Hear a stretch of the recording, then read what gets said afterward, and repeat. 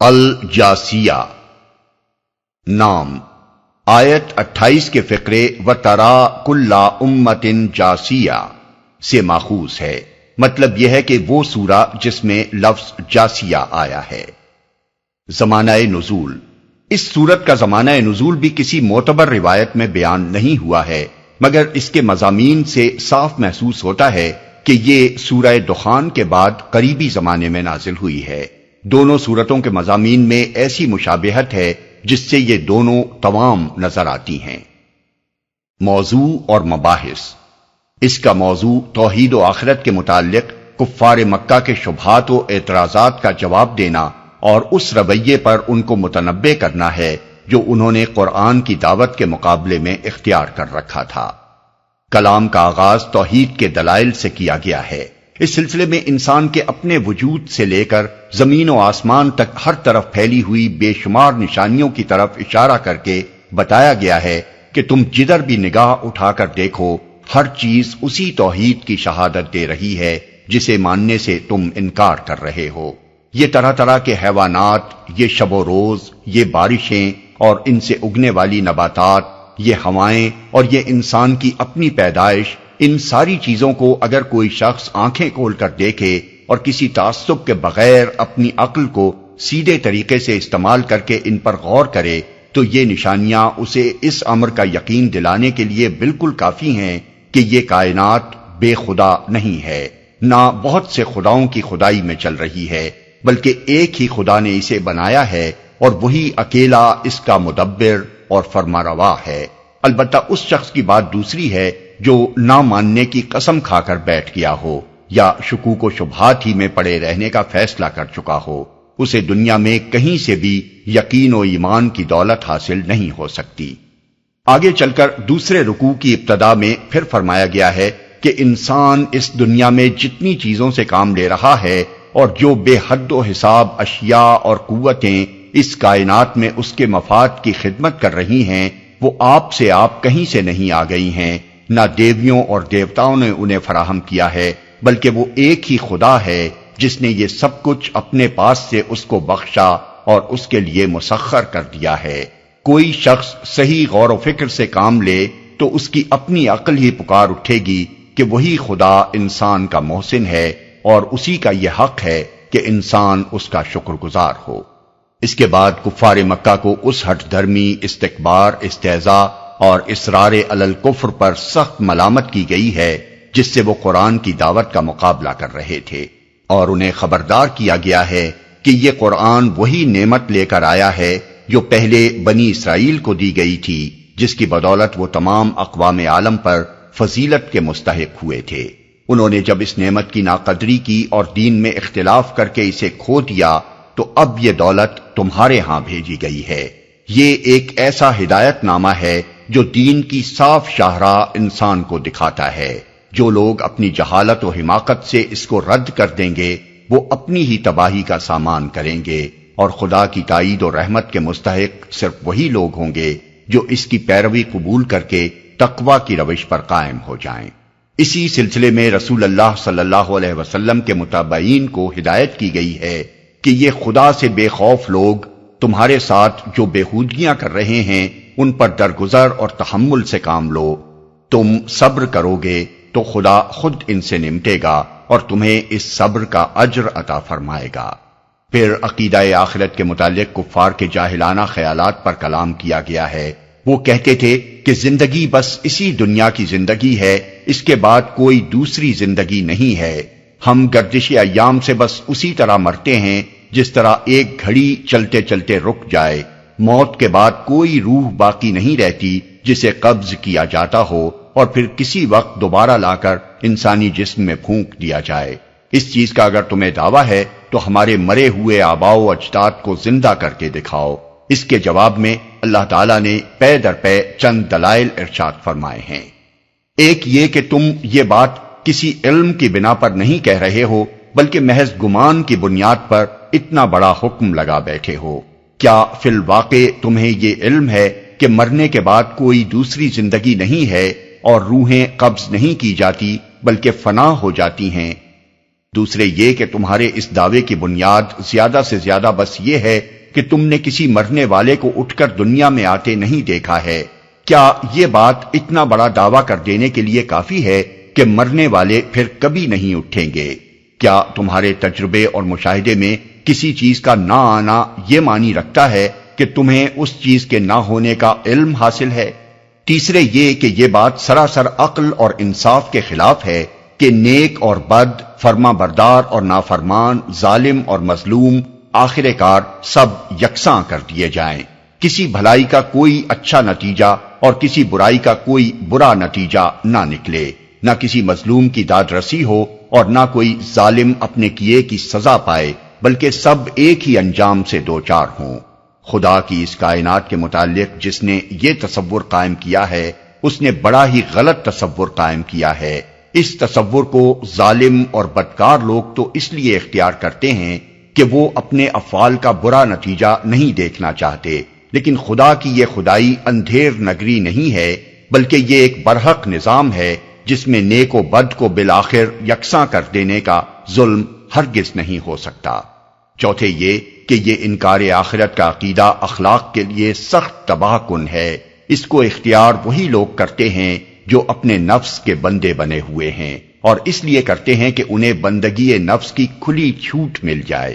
پھر جب وہ اس عقیدے کو اختیار کر لیتے ہیں تو یہ انہیں گمراہ سے گمراہ تک کرتا چلا جاتا ہے، یہاں تک کہ ان کی اخلاقی حس بالکل مردہ ہو جاتی ہے اور ہدایت کے تمام دروازے ان کے لیے بند ہو جاتے ہیں۔ یہ دلائل دینے کے بعد اللہ تعالیٰ پورے زور کے ساتھ فرماتا ہے کہ جس طرح تم آپ سے آپ زندہ نہیں ہو گئے بلکہ ہمارے زندہ کرنے سے زندہ ہوئے ہو، اسی طرح تم آپ سے آپ نہیں مر جاتے بلکہ ہمارے موت دینے سے مرتے ہو، اور ایک وقت یقیناً ایسا آنا ہے جب تم سب بیک وقت جمع کیے جاؤ گے۔ اس بات کو اگر آج تم اپنی جہالت و نادانی سے نہیں مانتے تو نہ مانو، جب وہ وقت آ جائے گا تو تم خود اپنی آنکھوں سے دیکھ لو گے کہ اپنے خدا کے حضور پیش ہو اور تمہارا پورا نامہ اعمال بے کم و کاست تیار ہے جو تمہارے ایک ایک کرتوت کی شہادت دے رہا ہے۔ اس وقت تم کو معلوم ہو جائے گا کہ عقیدہ آخرت کا یہ انکار اور اس کا یہ مذاق جو تم اڑا رہے ہو تمہیں کس قدر مہنگا پڑا ہے۔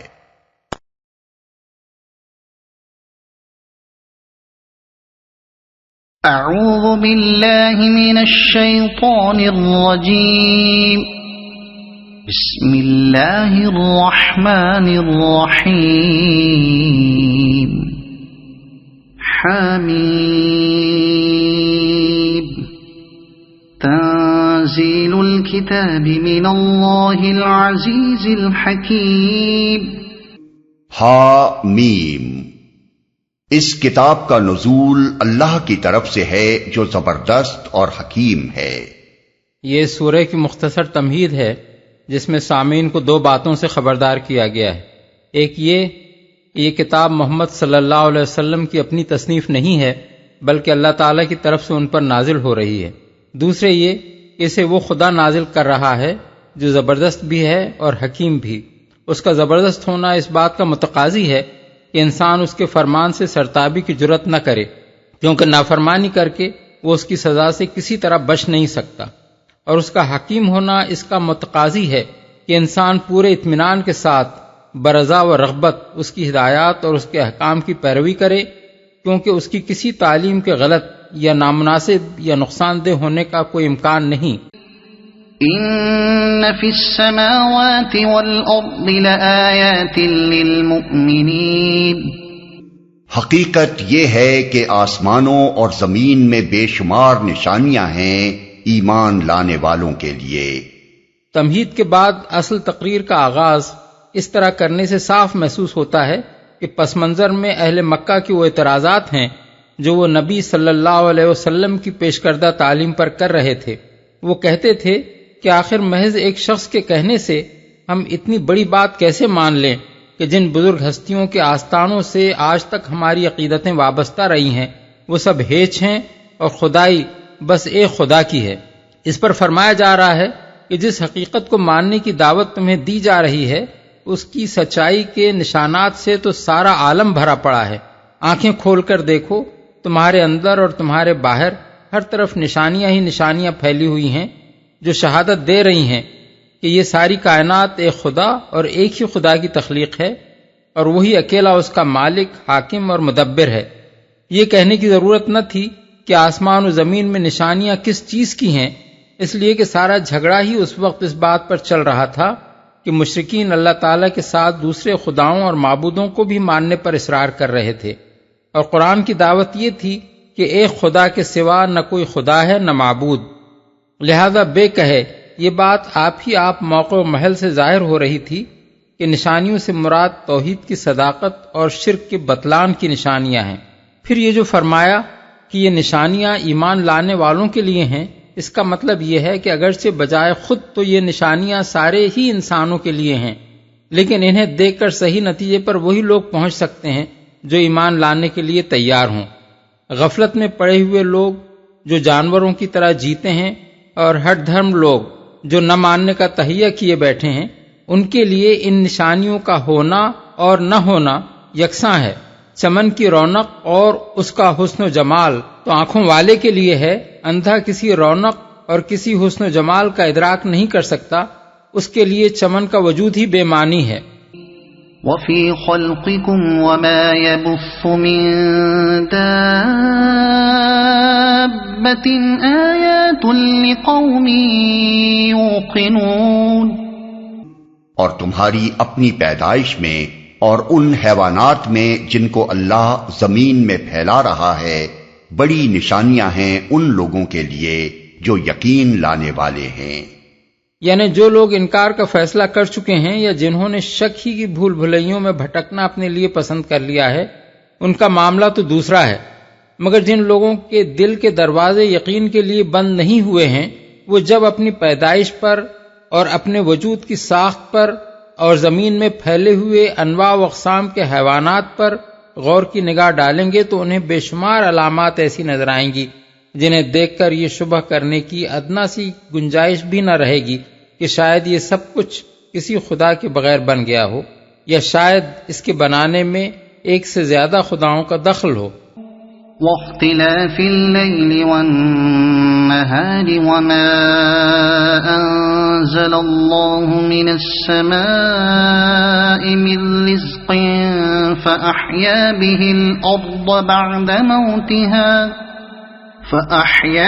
الأرض بعد موتها وتصريف الرياح آيات لقوم يعقلون، اور شب و روز کے فرق و اختلاف میں اور اس رزق میں جسے اللہ آسمان سے نازل فرماتا ہے پھر اس کے ذریعے سے مردہ زمین کو جلا اٹھاتا ہے، اور ہواؤں کی گردش میں بہت نشانیاں ہیں ان لوگوں کے لیے جو عقل سے کام لیتے ہیں۔ شب و روز کے فرق و اختلاف میں رات اور دن کا یہ فرق و اختلاف اس اعتبار سے بھی نشانی ہے کہ دونوں پوری باقاعدگی کے ساتھ ایک دوسرے کے بعد آتے ہیں، اور اس اعتبار سے بھی کہ ایک روشن ہے اور دوسرا تاریک، اور اس اعتبار سے بھی کہ ایک مدت تک بڑی تدریج کے ساتھ دن چھوٹا اور رات بڑی ہوتی چلی جاتی ہے، یہاں تک کہ پھر ایک وقت جا کر دونوں برابر ہو جاتے ہیں، پھر بتدریج دن بڑا اور رات چھوٹی ہوتی چلی جاتی ہے، پھر ایک وقت جا کر دونوں برابر ہو جاتے ہیں۔ یہ مختلف قسم کے فرق و اختلاف جو رات اور دن میں پائے جاتے ہیں اور ان سے جو عظیم حکمتیں وابستہ ہیں، وہ اس بات کی صریح علامت ہیں کہ سورج اور زمین اور موجودات زمین کا خالق ایک ہی ہے، اور ان دونوں کروں کو ایک ہی زبردست اقتدار نے قابو میں کر رکھا ہے، اور وہ کوئی اندھا بہرا بے حکمت اقتدار نہیں ہے، بلکہ ایسا حکیمانہ اقتدار ہے جس نے یہ اٹل حساب قائم کر کے اپنی زمین کو زندگی کی ان بے شمار انواع کے لیے موزوں جگہ بنا دیا ہے جو نباتات، حیوانات اور انسان کی شکل میں اس نے یہاں پیدا کی ہیں۔ اس رزق میں رزق سے مراد یہاں بارش ہے، جیسا کہ بات کے فقرے سے صاف معلوم ہو جاتا ہے۔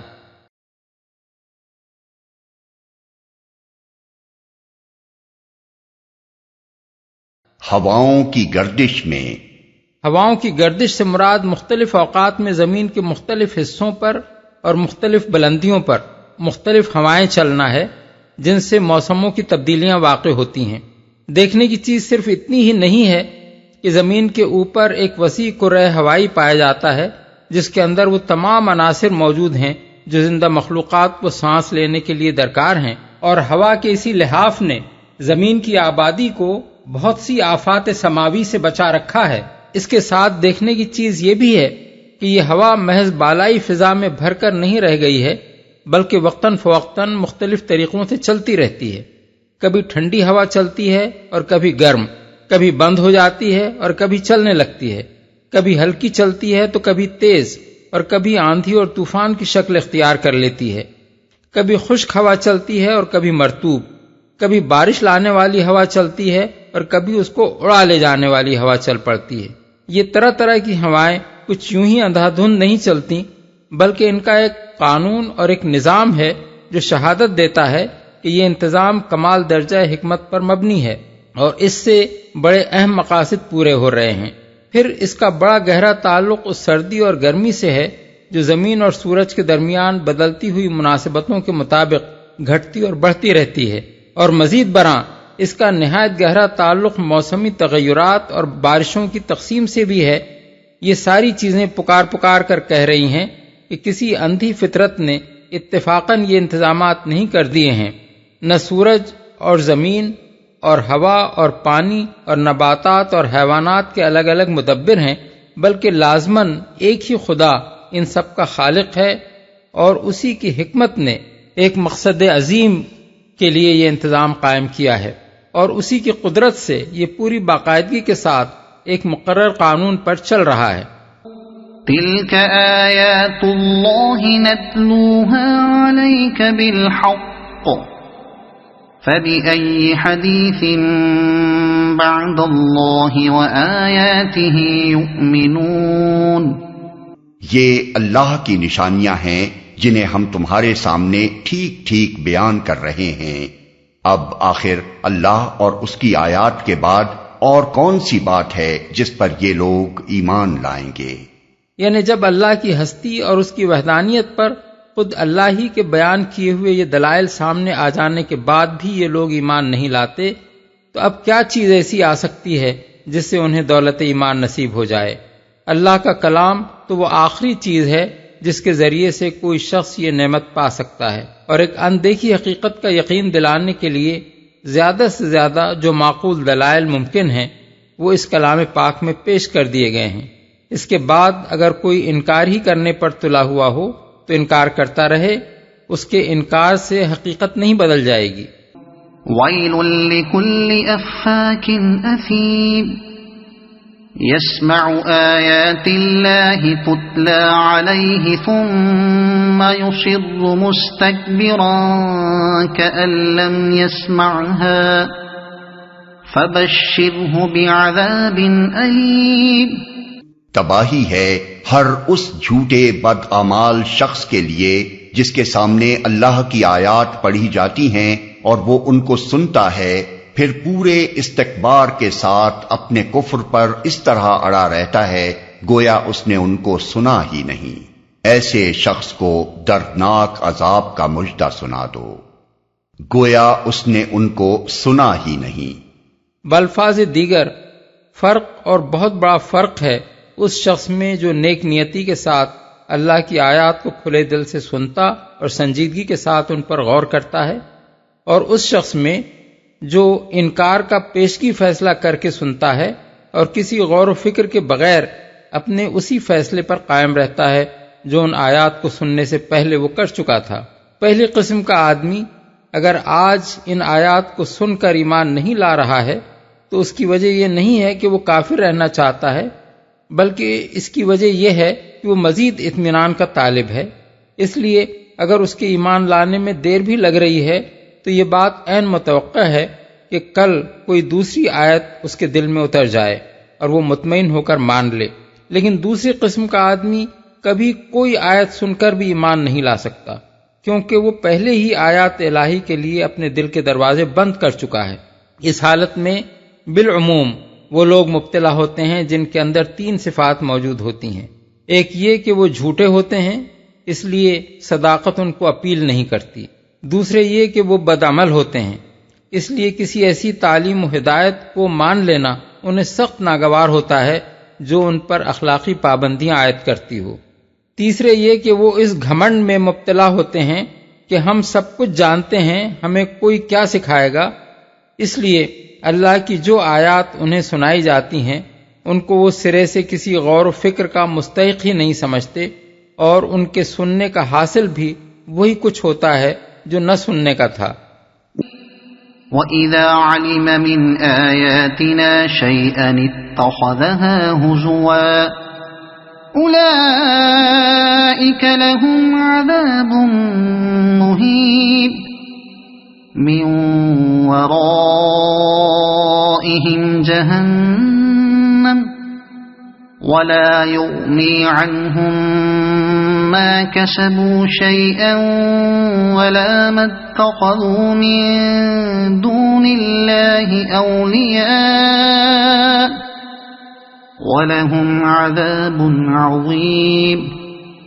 ہماری آیات میں سے کوئی بات جب اس کے علم میں آتی ہے تو وہ ان کا مذاق بنا لیتا ہے۔ ایسے سب لوگوں کے لیے ذلت کا عذاب ہے، ان کے آگے جہنم ہے۔ جو کچھ بھی انہوں نے دنیا میں کمایا ہے اس میں سے کوئی چیز ان کے کسی کام نہ آئے گی، نہ ان کے وہ سرپرست ہی ان کے لیے کچھ کر سکیں گے جنہیں اللہ کو چھوڑ کر انہوں نے اپنا ولی بنا رکھا ہے۔ ان کے لیے بڑا عذاب ہے، وہ ان کا مذاق بنا لیتا ہے۔ یعنی اسی ایک آیت کا مذاق اڑانے پر اکتفا نہیں کرتا بلکہ تمام آیات کا مذاق اڑانے لگتا ہے۔ مثلا جب وہ سنتا ہے کہ قرآن میں فلاں بات بیان ہوئی ہے تو اسے سیدھے معنی میں لینے کی بجائے پہلے تو اسی میں کوئی ٹیڑھ تلاش کر کے نکال لاتا ہے تاکہ اسے مذاق کا موضوع بنائے، پھر اس کا مذاق اڑانے کے بعد کہتا ہے اجی ان کے کیا کہنے ہیں، وہ تو روز ایک سے ایک نرالی بات سنا رہے ہیں، دیکھو فلاں آیت میں انہوں نے یہ دلچسپ بات کہی ہے اور فلاں آیت کے لطائف کا تو جواب ہی نہیں ہے۔ ان کے آگے جہنم ہے۔ اصل الفاظ ہیں من ورائہم جہنم۔ ورا کا لفظ عربی زبان میں ہر اس چیز کے لیے بولا جاتا ہے جو آدمی کی نظر سے اوجھل ہو، خواہ وہ آگے ہو یا پیچھے، اس لیے دوسرا ترجمہ ان الفاظ کا یہ بھی ہو سکتا ہے کہ ان کے پیچھے جہنم ہے۔ اگر پہلے معنی لیے جائیں تو مطلب یہ ہوگا کہ وہ بے خبر منہ اٹھائے اس راہ پر دوڑے جا رہے ہیں اور انہیں احساس نہیں ہے کہ آگے جہنم ہے جس میں وہ جا کر گرنے والے ہیں۔ دوسرے معنی لینے کی صورت میں مطلب یہ ہوگا کہ وہ آخرت سے بے فکر ہو کر اپنی اس شرارت میں مشغول ہیں اور انہیں پتہ نہیں ہے کہ جہنم ان کے پیچھے لگی ہوئی ہے۔ اپنا ولی بنا رکھا ہے۔ یہاں ولی کا لفظ دو معنوں میں استعمال ہوا ہے، ایک وہ دیویاں اور دیوتا اور زندہ یا مردہ پیشوا جن کے متعلق مشرکین نے یہ سمجھ رکھا ہے کہ جو شخص ان کا متوسل ہو وہ خواہ دنیا میں کچھ ہی کرتا رہے خدا کے ہاں اس کی پکڑ نہ ہو سکے گی، کیونکہ ان کی مداخلت اسے خدا کے غضب سے بچا لے گی۔ دوسرے وہ سردار اور لیڈر اور عمراء و حکام جنہیں خدا سے بے نیاز ہو کر لوگ اپنا رہنما اور مطاع بناتے ہیں اور آنکھیں بند کر کے ان کی پیروی کرتے ہیں اور انہیں خوش کرنے کے لیے خدا کو ناخوش کرنے میں تعامل نہیں کرتے۔ یہ آیت ایسے سب لوگوں کو خبردار کرتی ہے کہ جب اس روش کے نتیجے میں جہنم سے ان کو سابقہ پیش آئے گا تو ان دونوں قسم کے سرپرستوں میں سے کوئی بھی انہیں بچانے کے لیے آگے نہ بڑھے گا۔ هذا هدى والذين كفروا بآيات ربهم لهم عذاب من رجز أليم۔ یہ قرآن سراسر ہدایت ہے اور ان لوگوں کے لیے بلا کا دردناک عذاب ہے جنہوں نے اپنے رب کی آیات کو ماننے سے انکار کیا۔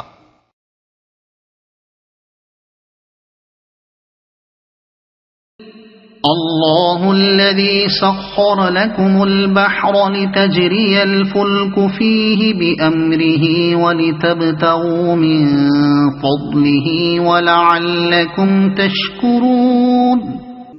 وہ اللہ ہی تو ہے جس نے تمہارے لیے سمندر کو مسخر کیا تاکہ اس کے حکم سے کشتیاں اس میں چلیں اور تم اس کا فضل تلاش کرو اور شکر گزار ہو۔ اس کا فضل تلاش کرو. یعنی سمندر میں تجارت، ماہی گیری، غواصی، جہاز رانی اور دوسرے ذرائع سے رزق حلال حاصل کرنے کی کوشش کرو. وَسَخَّرَ لَكُم مَّا فِي السَّمَاوَاتِ وَمَا فِي الْأَرْضِ جَمِيعًا مِّنْهُ إِنَّ فِي ذَلِكَ لَآيَاتٍ لِقَوْمٍ يَتَفَكَّرُونَ. اس نے زمین اور آسمانوں کی ساری ہی چیزوں کو تمہارے لیے مسخر کر دیا،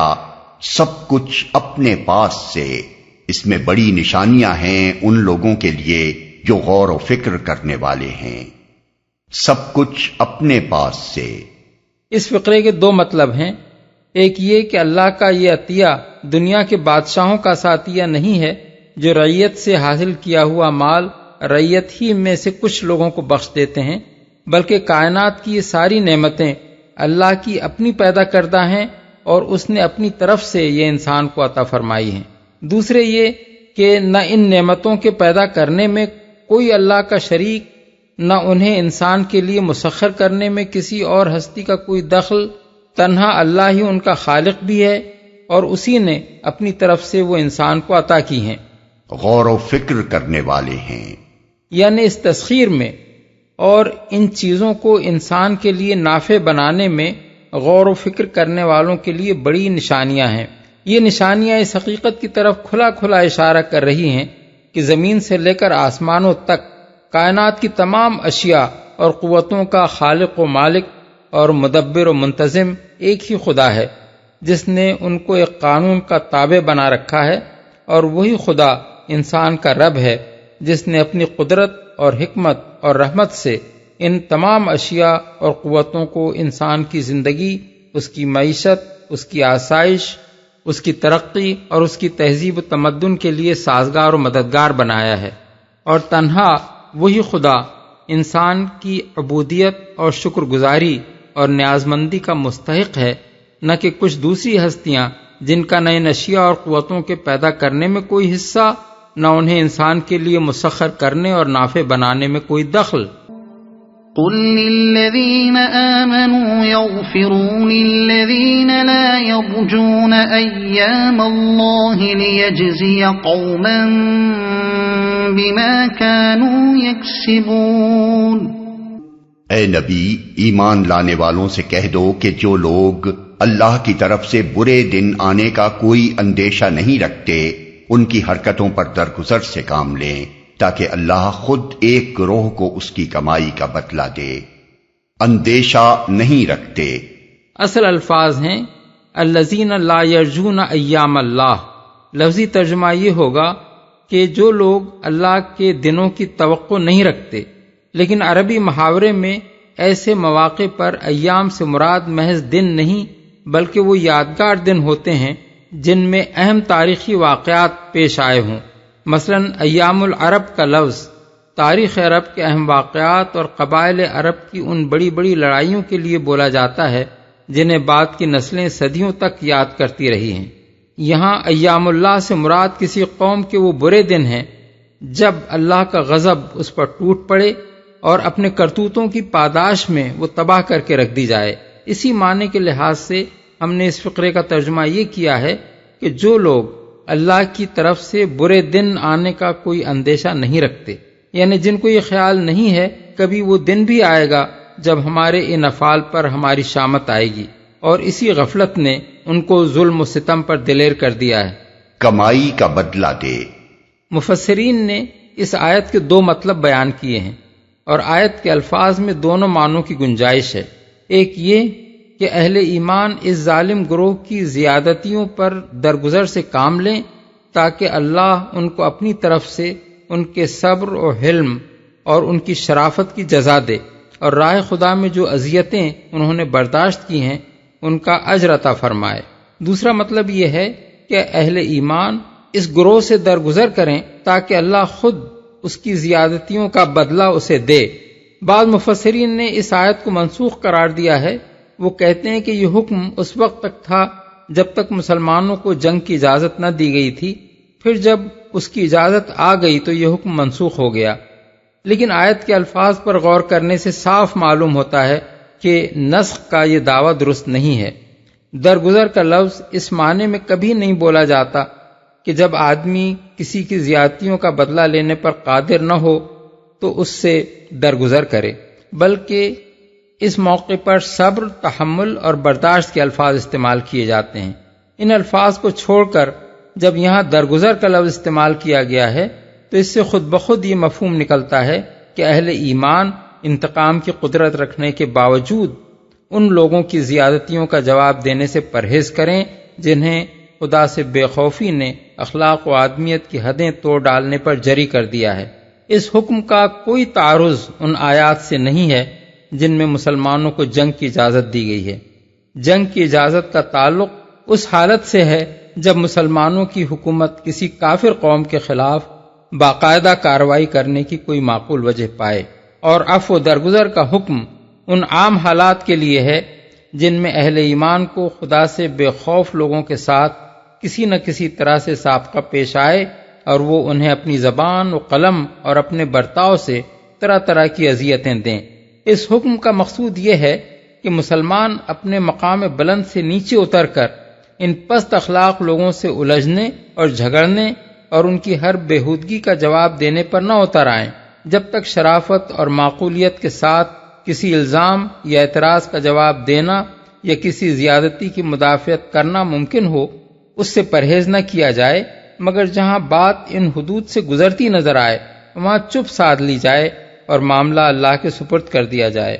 مسلمان ان سے خود الجھیں گے تو اللہ ان سے نمٹنے کے لیے انہیں ان کے حال پر چھوڑ دے گا، درگزر سے کام لیں گے تو اللہ خود ظالموں سے نمٹے گا اور مظلوموں کو ان کے تحمل کا اجر عطا فرمائے گا۔ من عمل صالحا فلنفسه ومن اساء فعليها ثم الى ربكم ترجعون وَلَقَدْ آتَيْنَا بَنِي إِسْرَائِيلَ الْكِتَابَ وَالْحُكْمَ وَالنُّبُوَّةَ وَرَزَقْنَاهُمْ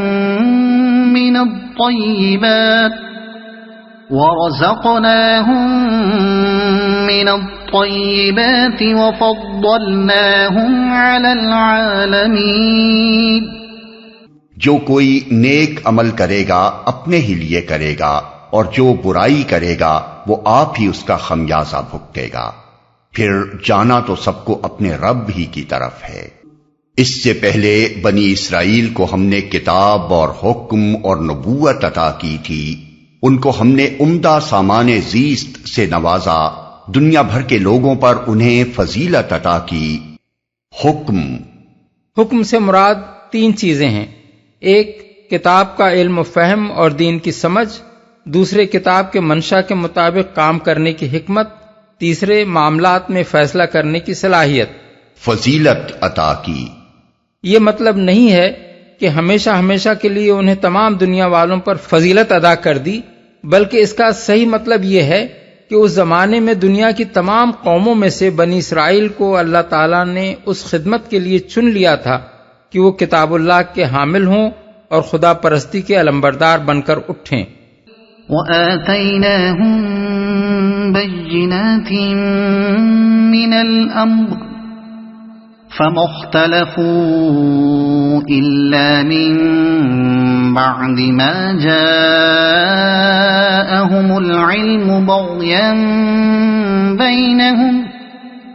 إِنَّ رَبَّكَ يَقْضِي بَيْنَهُمْ يَوْمَ الْقِيَامَةِ فِيمَا كَانُوا فِيهِ يَخْتَلِفُونَ۔ اور دین کے معاملے میں انہیں واضح ہدایات دے دیں، پھر جو اختلاف ان کے درمیان رونما ہوا وہ ناواقفیت کی وجہ سے نہیں بلکہ علم آ جانے کے بعد ہوا، اور اس بنا پر ہوا کہ وہ آپس میں ایک دوسرے پر زیادتی کرنا چاہتے تھے۔ اللہ قیامت کے روز ان معاملات کا فیصلہ فرما دے گا جن میں وہ اختلاف کرتے رہے ہیں۔ ثم جعلناك على شريعة من الأمر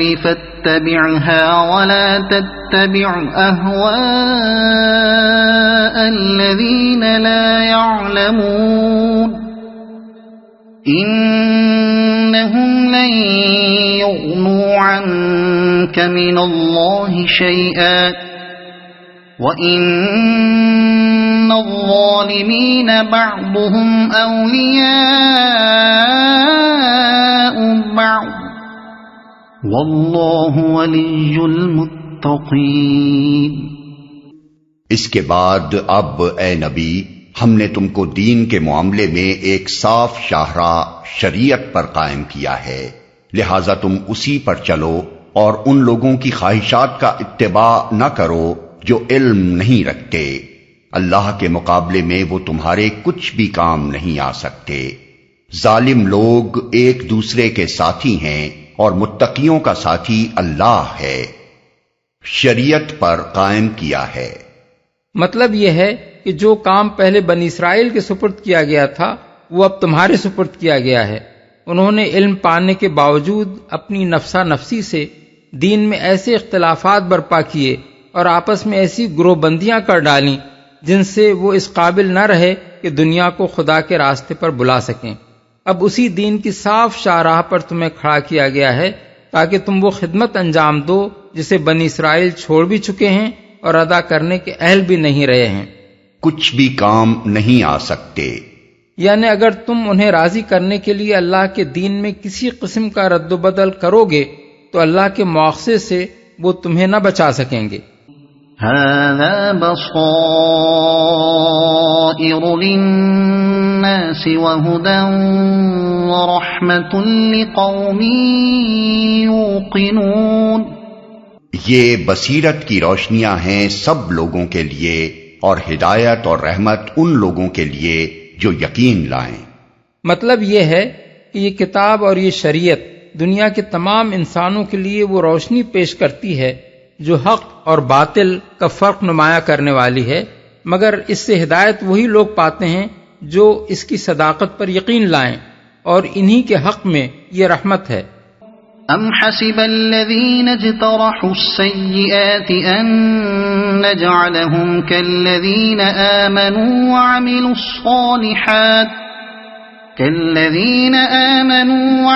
الصالحات سواء محياهم ومماتهم ساء ما يحكمون۔ کیا وہ لوگ جنہوں نے برائیوں کا ارتکاب کیا ہے یہ سمجھے بیٹھے ہیں کہ ہم انہیں اور ایمان لانے والوں اور نیک عمل کرنے والوں کو ایک جیسا کر دیں گے کہ ان کا جینا اور مرنا یکساں ہو جائے؟ بہت برے حکم ہیں جو یہ لوگ لگاتے ہیں۔ کیا وہ لوگ؟ توحید کی دعوت کے بعد اب یہاں سے آخرت پر کلام شروع ہو رہا ہے۔ برے حکم ہیں جو یہ لوگ لگاتے ہیں۔ یہ آخرت کے برحق ہونے پر اخلاقی استدلال ہے۔ اخلاق میں خیر و شر اور اعمال میں نیکی و بدی کے فرق کا لازمی تقاضا یہ ہے کہ اچھے اور برے لوگوں کا انجام یکساں نہ ہو، بلکہ اچھوں کو ان کی اچھائی کا اچھا بدلہ ملے اور برے اپنی برائی کا برا بدلہ پائیں۔ یہ بات اگر نہ ہو اور نیکی و بدی کا نتیجہ ایک ہی جیسا ہو تو سرے سے اخلاق میں خوبی و زشتی کی تمیز ہی بے معنی ہو جاتی ہے اور خدا پر بے انصافی کا الزام عائد ہوتا ہے۔ جو لوگ دنیا میں بدی کی راہ چلتے ہیں وہ تو ضرور یہ چاہتے ہیں کہ کوئی جزا و سزا نہ ہو، کیونکہ یہ تصور ہی ان کے عیش کو منغص کر دینے والا ہے، لیکن خداوند عالم کی حکمت اور اس کے عدل سے یہ بات بالکل بعید ہے کہ وہ نیک و بد سے ایک جیسا معاملہ کرے اور کچھ نہ دیکھے کہ مومن صالح نے دنیا میں کس طرح زندگی بسر کی ہے اور کافر و فاسق یہاں کیا گل کھلاتا رہا ہے۔ ایک شخص عمر بھر اپنے اوپر اخلاق کی پابندیاں لگائے رہا، حق والوں کے حق ادا کرتا رہا، ناجائز فائدوں اور لذتوں سے اپنے آپ کو محروم کیے رہا اور حق و صداقت کی خاطر طرح طرح کے نقصانات برداشت کرتا رہا۔ دوسرے شخص نے اپنی خواہشات ہر ممکن طریقے سے پوری کیں، نہ خدا کا حق پہچانا اور نہ بندوں کے حقوق پر دست درازی کرنے سے باز آیا۔ جس طرح سے بھی اپنے لیے فائدے اور لذتیں سمیٹ سکتا تھا سمیٹتا چلا گیا۔ کیا خدا سے یہ امید کی جا سکتی ہے کہ ان دونوں قسم کے آدمیوں کی زندگی کے اس فرق کو وہ نظر انداز کر دے گا؟ مرتے دم تک جن کا جینا یکساں نہیں رہا ہے، موت کے بعد اگر ان کا انجام یکساں ہو تو خدا کی خدائی میں اس سے بڑھ کر اور کیا بے انصافی ہو سکتی ہے؟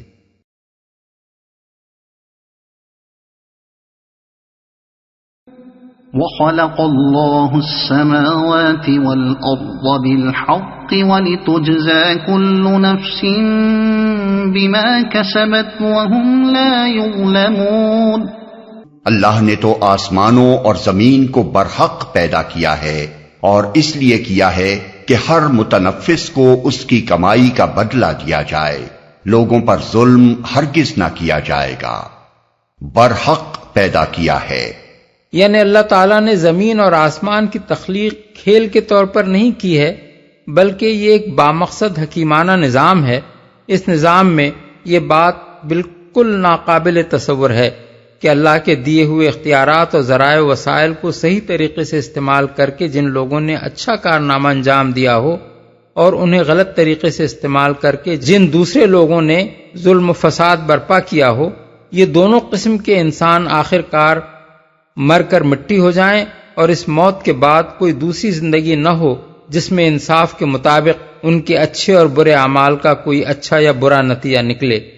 اگر ایسا ہو تو یہ کائنات ایک کھلنڈرے کا کھلونا ہوگی، نہ کہ ایک حکیم کا بنایا ہوا بامقصد نظام۔ لوگوں پر ظلم ہرگز نہ کیا جائے گا۔ اس سیاق و سباق میں اس فقرے کا صاف مطلب یہ ہے کہ اگر نیک انسانوں کو ان کی نیکی کا اجر نہ ملے، اور ظالموں کو ان کے ظلم کی سزا نہ دی جائے، اور مظلوموں کی کبھی داد رسی نہ ہو، تو یہ ظلم ہوگا۔ خدا کی خدائی میں ایسا ظلم ہرگز نہیں ہو سکتا۔ اسی طرح خدا کے ہاں ظلم کی یہ دوسری صورت بھی کبھی رونما نہیں ہو سکتی کہ کسی نیک انسان کو اس کے استحقاق سے کم اجر دیا جائے، یا کسی بد انسان کو اس کے استحقاق سے زیادہ سزا دے دی جائے۔ أَفَرَأَيْتَ مَنِ اتَّخَذَ إِلَٰهَهُ هَوَاهُ وَأَضَلَّهُ اللَّهُ عَلَىٰ عِلْمٍ وَخَتَمَ عَلَىٰ سَمْعِهِ وَقَلْبِهِ وَجَعَلَ عَلَىٰ بَصَرِهِ غِشَاوَةً فَمَن يَهْدِيهِ مِن بَعْدِ اللَّهِ أَفَلَا تَذَكَّرُونَ۔ پھر کیا تم نے کبھی اس شخص کے حال پر بھی غور کیا جس نے اپنی خواہش نفس کو اپنا خدا بنا لیا، اور اللہ نے علم کے باوجود اسے گمراہی میں پھینک دیا، اور اس کے دل اور کانوں پر مہر لگا دی، اور اس کی آنکھوں پر پردہ ڈال دیا۔ اللہ کے بعد اب اور کون ہے جو اسے ہدایت دے؟ کیا تم لوگ کوئی سبق نہیں لیتے؟ اپنا خدا بنا لیا۔ خواہش نفس کو خدا بنا لینے سے مراد یہ ہے کہ آدمی اپنی خواہش کا بندہ بن کر رہ جائے، جس کام کو اس کا دل چاہے اسے کر گزرے، خواہ خدا نے اسے حرام کیا ہو، اور جس کام کو اس کا دل نہ چاہے اسے نہ کرے، خواہ خدا نے اسے فرض کر دیا ہو۔ جب آدمی اس طرح کسی کی اطاعت کرنے لگے تو اس کے معنی یہ ہیں کہ اس کا معبود خدا نہیں ہے، بلکہ وہ ہے جس کی وہ اس طرح اطاعت کر رہا ہے، قطع نظر اس سے کہ وہ زبان سے اس کو اپنا الہ اور معبود کہتا ہو یا نہ کہتا ہو، اور اس کا بت بنا کر اس کی پوجا کرتا ہو یا نہ کرتا ہو، اس لیے کہ ایسی بے چون و چرا اطاعت ہی اس کے معبود بن جانے کے لیے کافی ہے۔ اور اس عملی شرک کے بعد ایک آدمی صرف اس بنا پر شرک کے جرم سے بری نہیں ہو سکتا کہ اس نے اپنے اس مطاع کو زبان سے معبود نہیں کہا ہے اور سجدہ اس کو نہیں کیا ہے۔ اس آیت کی یہی تشریح دوسرے اکابر مفسرین نے بھی کی ہے۔ ابن جریر اس کا مطلب یہ بیان کرتے ہیں کہ اس نے اپنی خواہش نفس کو معبود بنا لیا، جس چیز کی نفس نے خواہش کی اس کا ارتکاب کر گزرا، نہ اللہ کے حرام کیے ہوئے کو حرام کیا، نہ اس کے حلال کیے ہوئے کو حلال کیا۔ ابو بکر جساس اس کے معنی یہ بیان کرتے ہیں کہ وہ خواہش نفس کی اس طرح اطاعت کرتا ہے جیسے کوئی خدا کی اطاعت کرے۔ زمخشری اس کی تشریح یوں کرتے ہیں کہ وہ خواہش نفس کا نہایت فرما بردار ہے، جدھر اس کا نفس اسے بلاتا ہے اسی طرف وہ چلا جاتا ہے، گویا کہ وہ اس کی بندگی اس طرح کرتا ہے جیسے کوئی شخص اپنے خدا کی بندگی کرے۔ علم کے باوجود۔ اصل الفاظ ہیں اضلہ اللہ علی علم۔ ایک مطلب ان الفاظ کا یہ ہو سکتا ہے کہ وہ شخص عالم ہونے کے باوجود اللہ کی طرف سے گمراہی میں پھینکا گیا کیونکہ وہ خواہش نفس کا بندہ بن گیا تھا۔ دوسرا مطلب یہ بھی ہو سکتا ہے کہ اللہ نے اپنے اس علم کی بنا پر کہ وہ اپنے نفس کی خواہش کو اپنا خدا بنا بیٹھا ہے اسے گمراہی میں پھینک دیا، آنکھوں پر پردہ ڈال دیا۔ اللہ کے کسی کو گمراہی میں پھینک دینے اور اس کے دل اور کانوں پر مہر لگا دینے اور اس کی آنکھوں پر پردہ ڈال دینے کی تشریح اس سے پہلے ہم متعدد مقامات پر اس کتاب میں کر چکے ہیں۔ تم لوگ کوئی سبق نہیں لیتے۔ جس سیاق و سباق میں یہ آیت آئی ہے اس سے یہ بات خود بخود واضح ہو جاتی ہے کہ آخرت کا انکار دراصل وہی لوگ کرتے ہیں جو خواہشات نفس کی بندگی کرنا چاہتے ہیں اور عقیدہ آخرت کو اپنی اس آزادی میں مانے سمجھتے ہیں۔ پھر جب وہ آخرت کا انکار کر دیتے ہیں تو ان کی بندگی نفس اور زیادہ بڑھتی چلی جاتی ہے اور وہ اپنی گمراہی میں روز بروز زیادہ ہی بھٹکتے چلے جاتے ہیں۔ کوئی برائی ایسی نہیں ہوتی جس کے ارتکاب سے وہ باز رہ جائیں،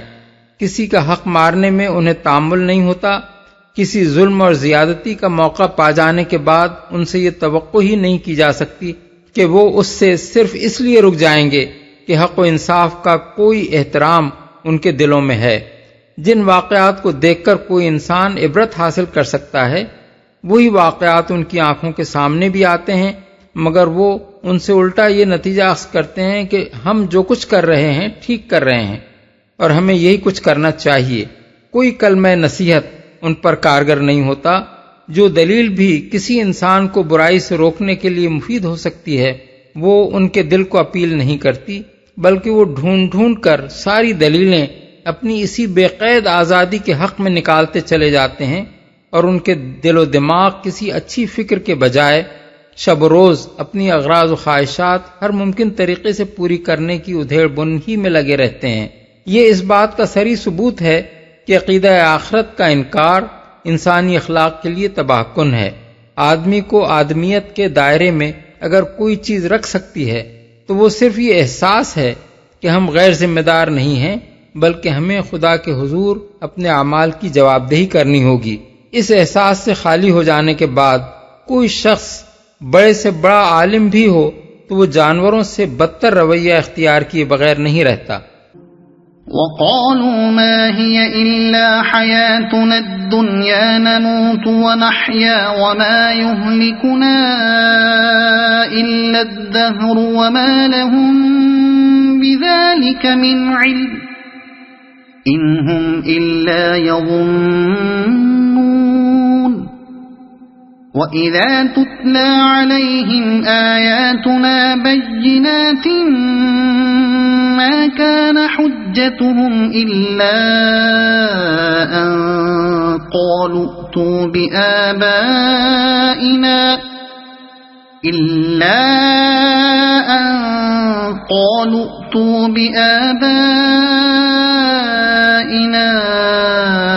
إِن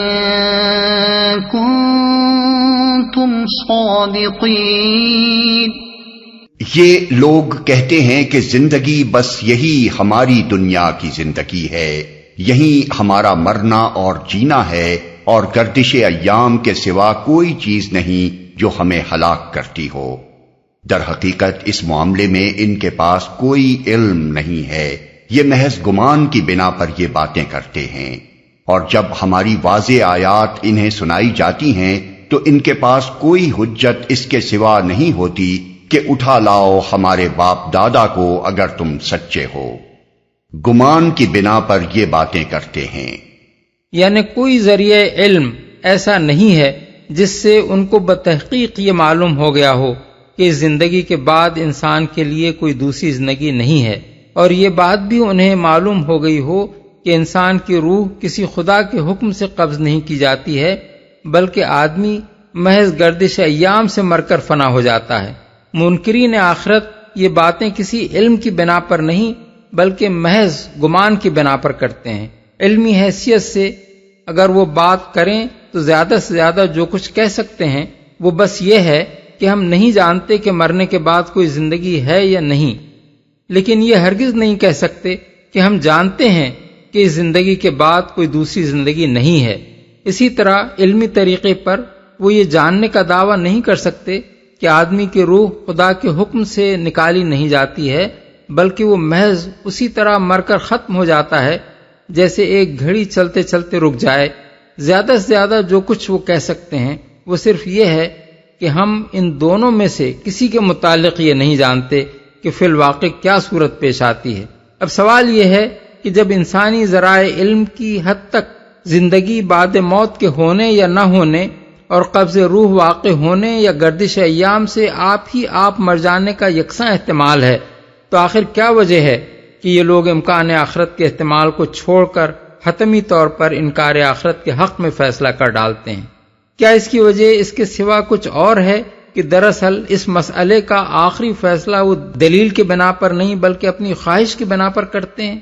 چونکہ ان کا دل یہ نہیں چاہتا کہ مرنے کے بعد کوئی زندگی ہو، اور موت کی حقیقت نیستی اور عدم نہیں بلکہ خدا کی طرف سے قبض روح ہو، اس لیے وہ اپنے دل کی مانگ کو اپنا عقیدہ بنا لیتے ہیں اور دوسری بات کا انکار کر دیتے ہیں۔ واضح آیات انہیں سنائی جاتی ہیں، یعنی وہ آیات جن میں آخرت کے امکان پر مضبوط عقلی دلائل دیے گئے ہیں اور جن میں یہ بتایا گیا ہے کہ اس کا ہونا عین حکمت و انصاف کا تقاضا ہے اور اس کے نہ ہونے سے یہ سارا نظام عالم بے معنی ہو جاتا ہے۔ اگر تم سچے ہو۔ دوسرے الفاظ میں ان کی اس حجت کا مطلب یہ تھا کہ جب کوئی ان سے یہ کہے کہ موت کے بعد دوسری زندگی ہوگی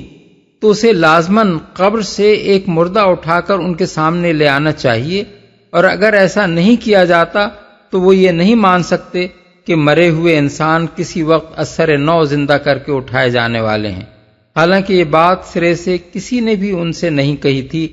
کہ اس دنیا میں متفرق طور پر وقتاً فوقتاً مردوں کو دوبارہ زندہ کیا جاتا رہے گا، بلکہ جو کچھ کہا گیا تھا وہ یہ تھا کہ قیامت کے بعد اللہ تعالیٰ بیک وقت تمام انسانوں کو اثر نو زندہ کرے گا اور ان سب کے اعمال کا محاسبہ کر کے جزا اور سزا کا فیصلہ فرمائے گا۔ قل اللہ یحییکم ثم یمیتکم ثم یجمعکم الی یوم القیامة لا ریب فیہ ثم يجمعكم إلى يوم القيامة لا ريب فيه ولكن أكثر الناس لا يعلمون۔ اے نبی ان سے کہو اللہ ہی تمہیں زندگی بخشتا ہے، پھر وہی تمہیں موت دیتا ہے، پھر وہی تم کو اس قیامت کے دن جمع کرے گا جس کے آنے میں کوئی شک نہیں، مگر اکثر لوگ جانتے نہیں ہیں۔ وہی تمہیں موت دیتا ہے۔ یہ جواب ہے ان کی اس بات کا کہ موت گردش ایام سے آپ آ جاتی ہے۔ اس پر فرمایا جا رہا ہے کہ نہ تمہیں زندگی اتفاقاً ملتی ہے نہ تمہاری موت خود بخود واقع ہو جاتی ہے۔ ایک خدا ہے جو تمہیں زندگی دیتا ہے اور وہی اسے سلب کرتا ہے، کوئی شک نہیں۔ یہ جواب ہے ان کی اس بات کا کہ اٹھا لاؤ ہمارے باپ دادا کو۔ اس پر فرمایا جا رہا ہے کہ یہ اب نہیں ہوگا اور متفرق طور پر نہیں ہوگا، بلکہ ایک دن سب انسانوں کی جمع کرنے کے لیے مقرر ہے، مگر اکثر لوگ جانتے نہیں ہیں۔ یعنی جہالت اور قصور فکر و نظر ہی لوگوں کے انکار آخرت کا اصل سبب ہے، ورنہ حقیقت میں تو آخرت کا ہونا نہیں بلکہ اس کا نہ ہونا بعید از عقل ہے۔ کائنات کے نظام اور خود اپنے وجود پر کوئی شخص صحیح طریقے سے غور کرے تو اسے خود محسوس ہو جائے گا کہ آخرت کے آنے میں کسی شک کی گنجائش نہیں۔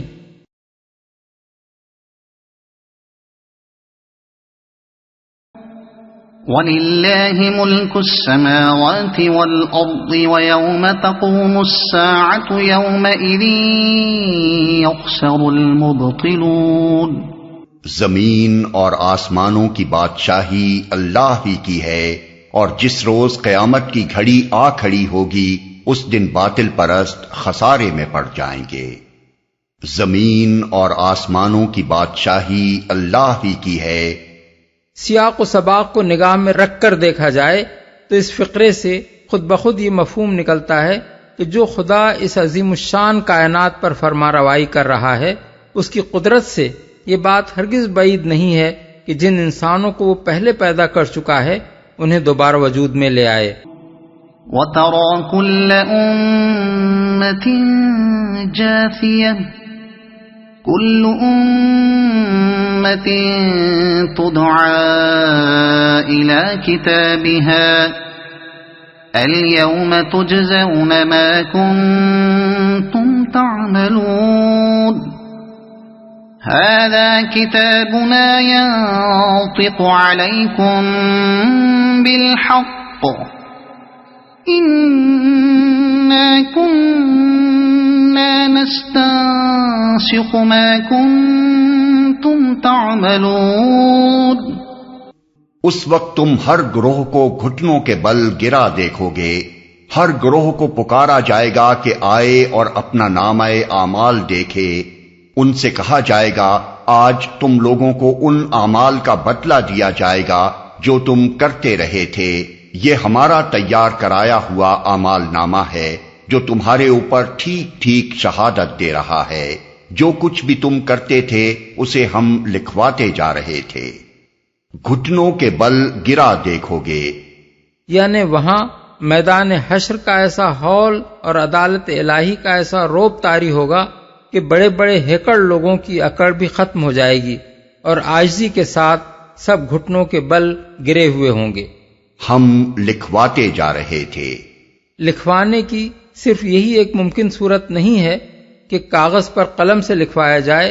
انسانی اقوال و افعال کو ثبت کرنے اور دوبارہ ان کو بعینہ ہی اسی شکل میں پیش کر دینے کی متعدد دوسری صورتیں اسی دنیا میں خود انسان دریافت کر چکا ہے، اور ہم تصور بھی نہیں کر سکتے کہ آگے اس کے اور کیا امکانات پوشیدہ ہیں جو کبھی انسان ہی کی گرفت میں آ جائیں گے۔ اب یہ کون جان سکتا ہے کہ اللہ تعالیٰ کس کس طرح انسان کی ایک ایک بات اور اس کی حرکات و سکنات میں سے ایک ایک چیز اور اس کی نیتوں اور ارادوں اور خواہشات اور خیالات میں سے ہر مخفی سے مخفی شے کو ثبت کرا رہا ہے، اور کس طرح وہ ہر آدمی، ہر گروہ اور ہر قوم کا پورا کارنامہ حیات بے کم و کاست اس کے سامنے لا رکھے گا۔ فَأَمَّا الَّذِينَ آمَنُوا وَعَمِلُوا الصَّالِحَاتِ فَيُدْخِلُهُمْ رَبُّهُمْ فِي رَحْمَتِهِ ذَلِكَ هُوَ الْفَوْزُ الْمُبِينُ۔ پھر جو لوگ ایمان لائے تھے اور نیک عمل کرتے رہے تھے انہیں ان کا رب اپنی رحمت میں داخل کرے گا، اور یہی صریح کامیابی ہے۔ وَأَمَّا الَّذِينَ كَفَرُوا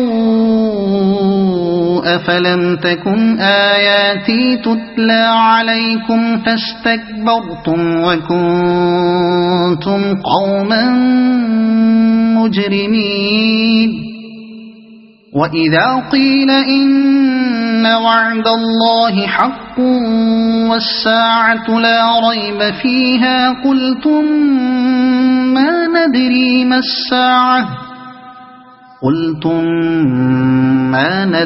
مَا السَّاعَةُ إِن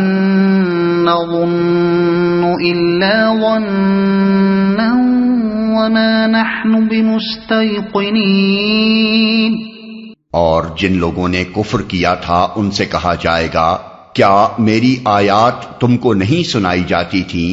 مگر تم نے تکبر کیا اور مجرم بن کر رہے۔ اور جب کہا جاتا تھا کہ اللہ کا وعدہ برحق ہے اور قیامت کے آنے میں کوئی شک نہیں، تو تم کہتے تھے کہ ہم نہیں جانتے قیامت کیا ہوتی ہے، ہم تو بس ایک گمان سا رکھتے ہیں، یقین ہم کو نہیں ہے۔ تم نے تکبر کیا، یعنی اپنے گھمنڈ میں تم نے یہ سمجھا کہ اللہ کی آیات کو مان کر مطیع فرمان بن جانا تمہاری شان سے فروتر ہے، اور تمہارا مقام بندگی کے مقام سے بہت اونچا ہے، یقین ہم کو نہیں ہے۔ اس سے پہلے آیت 24 میں جن لوگوں کا ذکر گزر چکا ہے وہ آخرت کا قطعی اور کھلا انکار کرنے والے تھے، اور یہاں ان لوگوں کا ذکر کیا جا رہا ہے جو اس کا یقین نہیں رکھتے، اگرچہ گمان کی حد تک اس کے امکان سے منکر نہیں ہیں۔ بظاہر ان دونوں گروہوں میں اس لحاظ سے بڑا فرق ہے کہ ایک بالکل منکر ہے اور دوسرا اس کے ممکن ہونے کا گمان رکھتا ہے، لیکن نتیجے اور انجام کے لحاظ سے ان دونوں میں کوئی فرق نہیں، اس لیے کہ آخرت کے انکار اور اس پر یقین نہ ہونے کے اخلاقی نتائج بالکل ایک جیسے ہیں۔ کوئی شخص خواہ آخرت کو نہ مانتا ہو یا اس کا یقین نہ رکھتا ہو، دونوں صورتوں میں لازماً وہ خدا کے سامنے اپنی جواب دہی کے احساس سے خالی ہوگا، اور یہ عدم احساس اس کو لازماً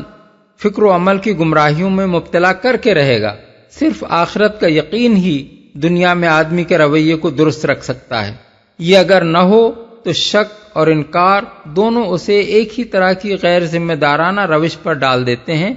اور چونکہ یہی غیر ذمہ دارانہ روش آخرت کی بد انجامی کا اصل سبب ہے، اس لیے دوزخ میں جانے سے نہ انکار کرنے والا بچ سکتا ہے نہ یقین نہ رکھنے والا۔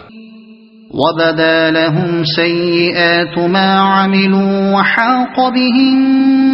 مَّا كَانُوا بِهِ يَسْتَهْزِئُونَ۔ اس وقت ان پر ان کے اعمال کی برائیاں کھل جائیں گی اور وہ اسی چیز کے پھیر میں آ جائیں گے جس کا وہ مذاق اڑایا کرتے تھے۔ اعمال کی برائیاں کھل جائیں گی، یعنی وہاں ان کو پتہ چل جائے گا کہ اپنے جن طور طریقوں اور عادات و خصائل اور اعمال و مشاغل کو وہ دنیا میں بہت خوب سمجھتے تھے، وہ سب ناخوب تھے۔ اپنے آپ کو غیر جواب دہ فرض کر کے انہوں نے ایسی بنیادی غلطی کر ڈالی جس کی وجہ سے ان کا پورا کارنامہ حیات ہی غلط ہو کر رہ گیا۔ وَقِيلَ الْيَوْمَ نَنسَاكُمْ كَمَا نَسِيتُمْ لِقَاءَ يَوْمِكُمْ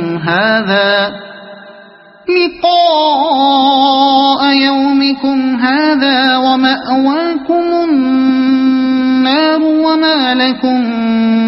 مِن نَاصِرِينَ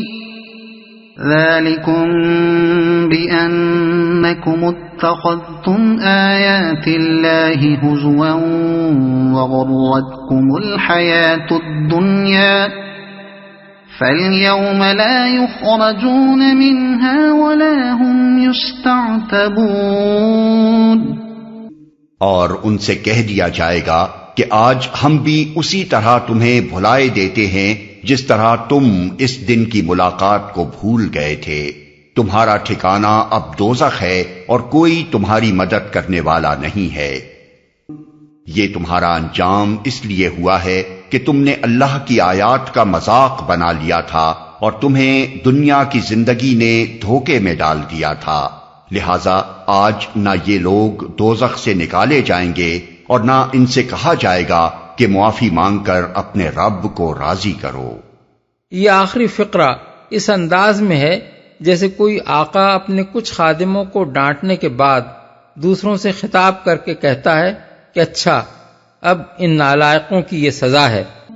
فَلِلَّهِ الْحَمْدُ رَبِّ السَّمَاوَاتِ وَرَبِّ الْأَرْضِ رَبِّ الْعَالَمِينَ وَلَهُ الْكِبْرِيَاءُ